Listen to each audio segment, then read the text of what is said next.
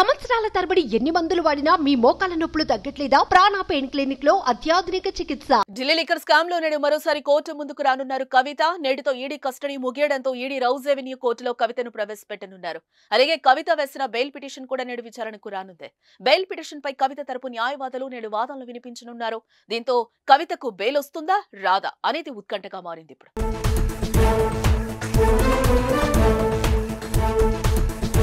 ఈ కేసులో మార్చి 15న కవితను హైదరాబాద్ లో ఈడీ అరెస్టు చేసింది. 16న ఢిల్లీ రౌజ్ రెవెన్యూ కోర్టులో హాజరుపరిచింది. ఆ తర్వాత కవితకు 14 రోజుల జ్యుడిషియల్ కస్టడీ విధించడంతో మార్చి 26న తిహార్ జైలుకు తరలించారు. ఇంతలోనే సిబిఐ రంగంలోకి దిగి కవిత తిహార్ జైల్లో ఉండగానే ఈ నెల 11న అరెస్టు చేసింది. ఈడీ కేసులో తన కుమారుడికి పరీక్షలున్నాయని, మధ్యంతర బెయిల్ ఇవ్వాలని కవిత న్యాయస్థానాన్ని ఆశ్రయించారు.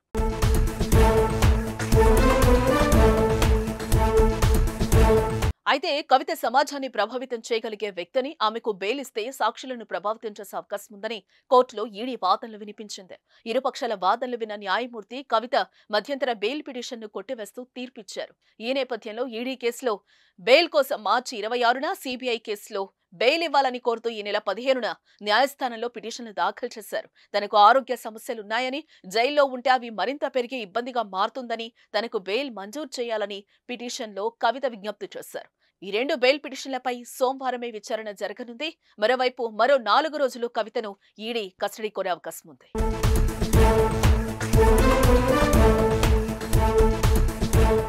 సుమన్ టీవీలో మీ పర్సనల్ అండ్ బిజినెస్ ప్రమోషన్స్ కోసం కింది నెంబర్కి కాంటాక్ట్ చేయండి.